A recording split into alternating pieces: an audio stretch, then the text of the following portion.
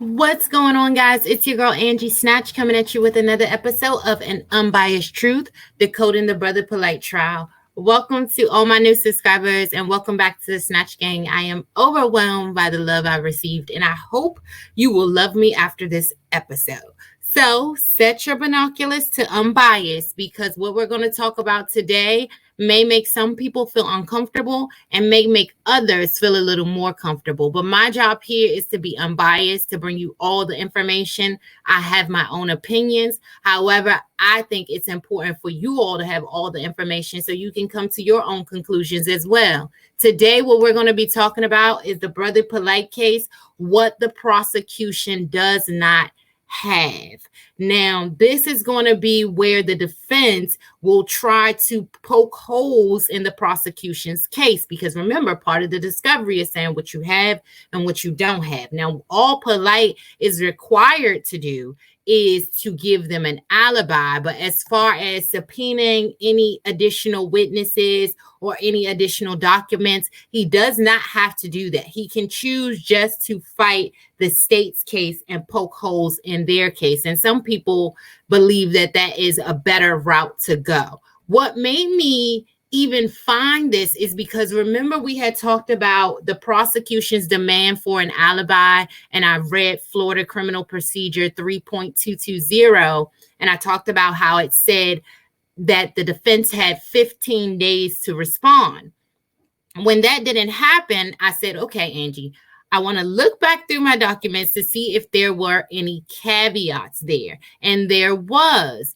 If you look under number 1, it says pursuant to Rule 3.200 of the Florida Rules of Criminal Procedure, the state demands that the defendant furnish the prosecuting attorney with a notice of alibi not less than 10 days prior to trial. That means that's something that we will have to keep an eye out for because this could come in late November should he choose to push it all the way into the deadline. Now, another thing that I found was the list of the things that the prosecution did not have. Remember, they have to be fully transparent in the discovery process. So I'm going to start with number 2. This states something that they do have. All statements of witnesses listed in paragraph 1, which are presently in the possession of the state, are attached. We don't have access to that because that is not made part of the public record until the prosecution or the defense chooses to enter it as an exhibit. 3, there are no statements of the defendant known to the state at this time. Now, how that read to me is that as bad as we're looking for him to file that alibi, so is the state because he has never made a statement to any law officers or officials. He must have, whenever engaging with them, asked for his attorney. Now, there are no co-defendants or the trial is not a joint trial. He's the only defendant. There are no recorded grand jury minutes, though he has been arraigned. There are no tangible papers or objects obtained from or belonging to the accused. This is another, set your binoculars to unbiased. This is another space where Adam Rawson and David Terrace will like to hone in on and poke holes in because what they're saying is they don't have any clothing items from him. They have no objects from the accused that belong to him. There is no material information or information which has been provided by a confidential informant. So no one called the tip line and gave them any information.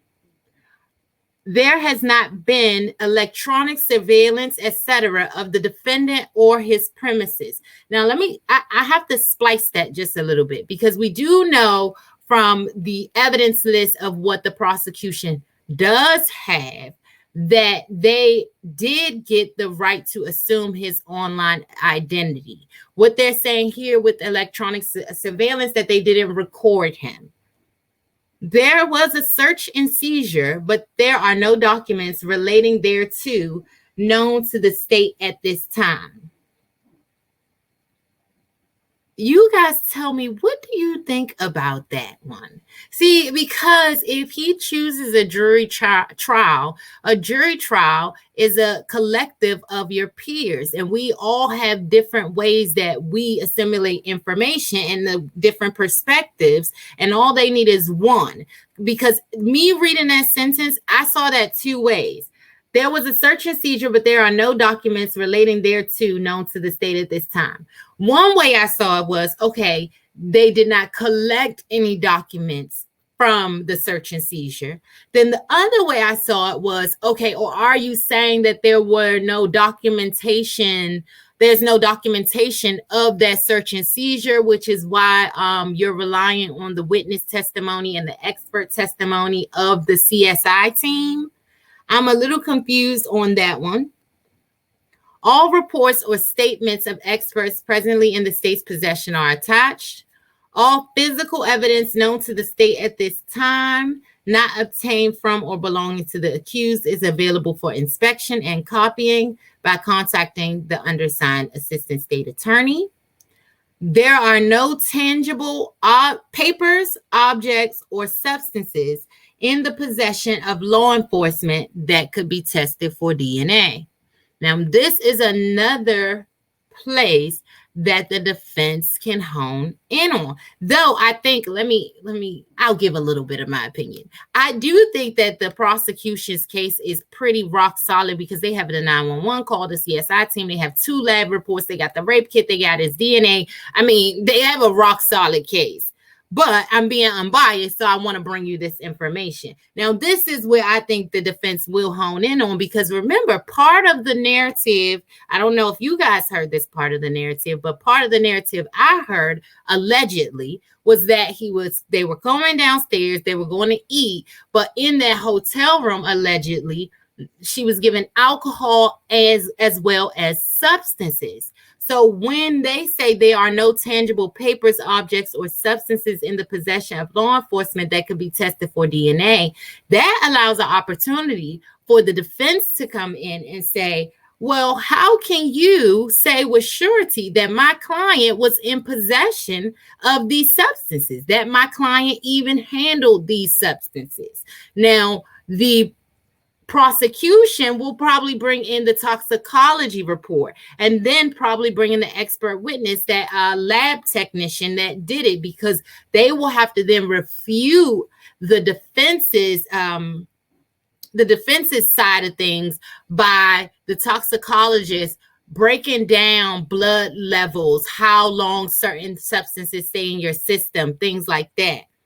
And no tangible papers or objects that could be tested for DNA. That got me thinking, well, did the CSI do a DNA sample or something on the scene but did not collect items? I think that's where Carrie Zawaska, head of operations, the camera will come into play, because they'll show all that happened that day. The last one, there are no informant witnesses who will testify concerning the statements of the defendant. He didn't say anything to anyone, is what they're saying. At least they don't have it in their possession. That means his family unit is rock solid, because none of the wives' siblings, Lola Savage, none of them gave statements to the prosecution at all. They have no idea what Polight's defense is.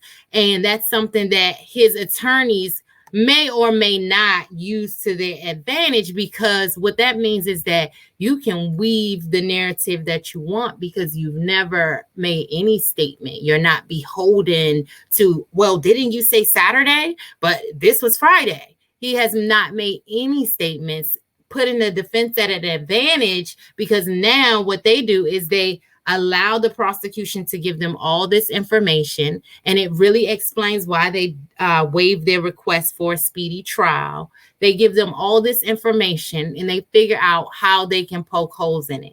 Now, I still think that it's an uphill battle, but I do see some spaces where the defense can create, because if you get a jury trial, it's about reasonable doubt. It's not necessarily, probable.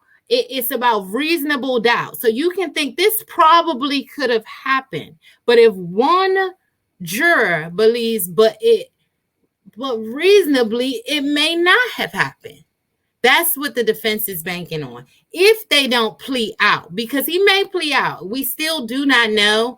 We are waiting for the case to come up on December 3rd. But I wanted to bring this to you guys because I always like to be unbiased. You know what I do. You know how I do over here. But I'm going to go live tonight, though, so you can let me know after now that we have all of this information. Where do you stand? How do you feel? Let's be respectful to each other. Be safe. It's raining out here. All right.